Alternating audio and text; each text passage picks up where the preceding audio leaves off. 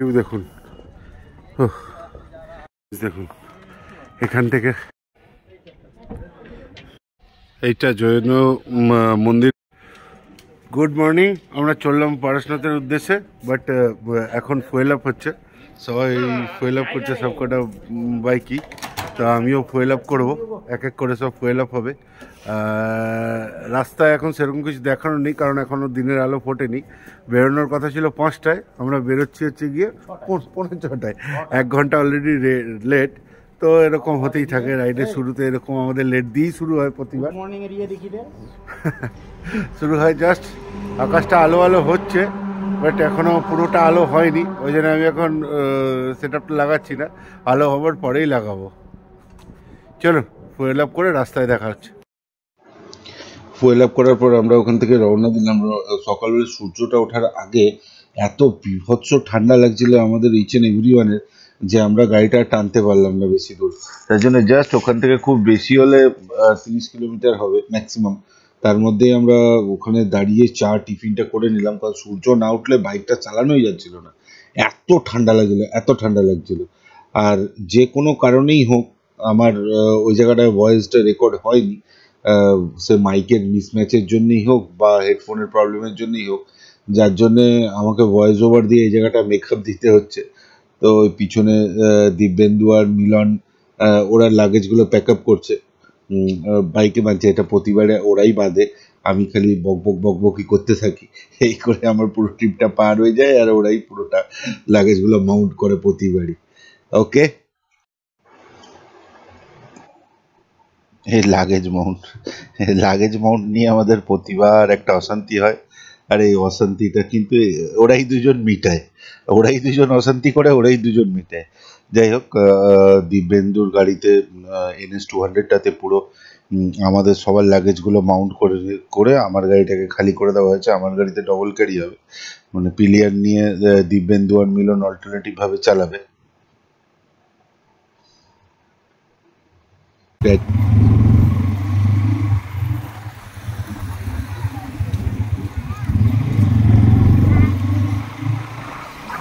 গোবিন্দপুর থেকে finally journey start করলাম। এরপরে ডাইরেক্ট আমাদের একদম খড়গপুরে গিয়ে চালানোর ইচ্ছে আছে, জানি না কী হবে, যদি জানতে পারি ভালো। অ্যাকচুয়ালি আমাদের যদি থাকতাম তাহলে হয়তো চলে যেতাম। আমাদের সঙ্গে একজন নতুন রাইডার আছে, তো ওর বাইকটা একটু সমস্যা করছে, বাইকের পিছনের সকার অয়েল চিনটা কেটে গেছে। যাই না, ওই কতটা কি জানতে পারবে। ঠিক আছে, দেখা যাক।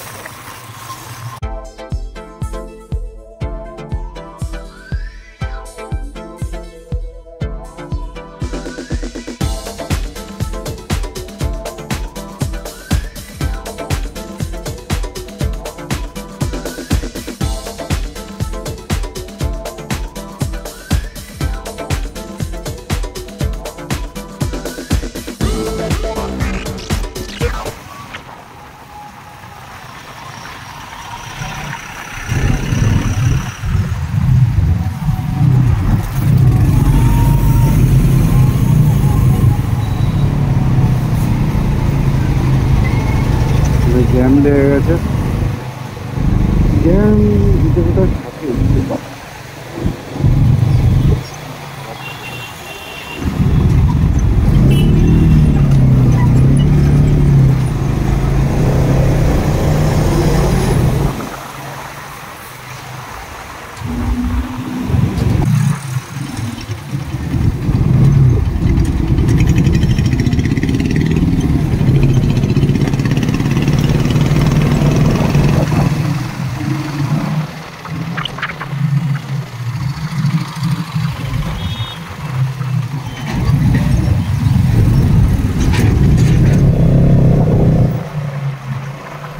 ঝাড়খণ্ডের এটা একটা সমস্যা, যদি সিগন্যাল দেখে না, ভালো না, সবাই নিজেদের মতন করতে পারে।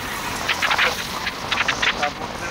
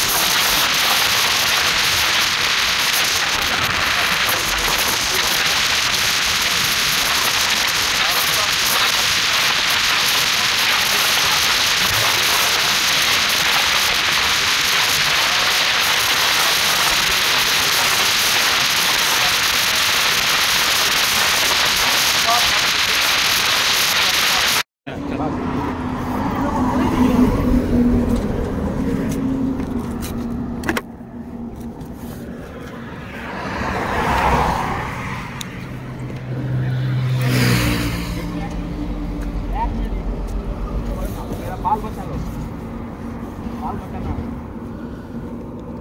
बाल बचाना है।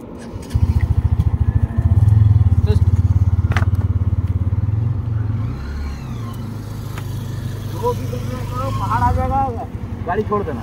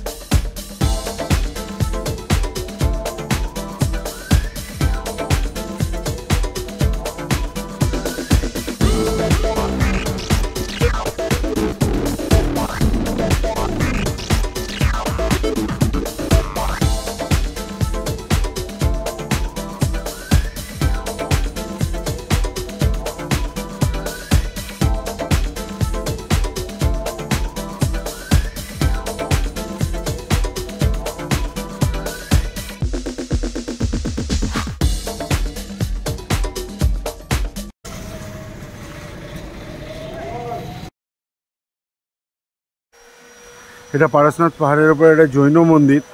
ভেতরে ভিডিও বা মোবাইল ক্যামেরা অ্যালাউ নেই, তাই ভেতরে কিছু করতে পারলাম না। এমনি বাইরে থেকে আপনাদের দেখাচ্ছি, যারা দেখছেন আমার ব্লগ তাদের দেখাচ্ছি। এখানে কিন্তু কাজ শ্বেত পাথরের কাজ এবং প্রচণ্ড সূক্ষ্ম এবং সুন্দর কাজ, মানে এত সূক্ষ্ম সূক্ষ্ম স্ট্রাকচার তৈরি হয়েছে মানে নিজের চোখে না দেখলে বিশ্বাস করা যায় না। অসাধারণ অসাধারণ, মানে মন মুগ্ধ হয়ে যাওয়ার মতন এখানে এই শ্বেত পাথরের কাজগুলো দেখছেন। সমস্ত দেবদেবীর নানান রকম স্টোরি আছে। উনি বলছিলেন এখানে কোনো এই পরশুনাথ পাহাড়ে অনেক তন্ত্র সাধনা ফাধনা এসবের অনেক আছে, স্টোরি আছে, যেটা জানে না, গার্ড বলছিল, পুরোটা জানা নেই। বাট সেসব ব্যাপারে জানি না, বলতেও পারছি না, কিন্তু মানে অসাধারণ অসাধারণ, মানে কাজগুলো এত সূক্ষ্ম কাজ এবং অসাধারণ কাজ, মানে ভাবাই যায় না। এইটা জৈন মন্দিরের মেন মন্দিরের স্ট্রাকচারটা, বাট এখানেও সেম প্রবলেম, মানে একই ব্যাপার। এখানে ভেতরে ক্যামেরা অ্যালাউ নেই, মোবাইল ক্যামেরাও অ্যালাউ নেই, দ্যাটস ওয়াই করতে পারলাম না। কিন্তু মন্দিরটা অসাধারণ মন্দির, আপনারা যদি সুযোগ পান একবার ঘুরে যাবেন মন্দিরটা। অসাধারণ অসাধারণ, ভাবা যায় না। এবং এখানে সাজানো গোছানোও খুব সুন্দর, চারিদিকটা এরিয়াটা দারুণ, অসাধারণ। আমার তো খুব ভালো লাগলো। এবং এই যে এটা হোটেল বলা যাবে না, এটা এদের গেস্ট হাউস। এই গেস্ট হাউসে পার রুম 750 টাকা। গেস্ট হাউস তো, গেস্ট হাউসের পার রুম 750 টাকা, চিপ। এবং একদম পাহাড়ের নিচে, আপনারা দেখতে পাচ্ছেন উপরে পাহাড়ের স্ট্রাকচারটা, তার নিচেই এই মন্দিরটা, দারুণ অসাধারণ। এবং মেন স্ট্রাকচারটা ওইখানে আছে। মেন স্ট্রাকচারটা আপনাদের একটু জুম করে দেখাই, কারণ আমি হাঁটতে পারছি না, আমার দেখাচ্ছি। এবারে গিয়ে সাক্ষাতে দেখাবো না, একদম অরিজিনাল দেখাবো।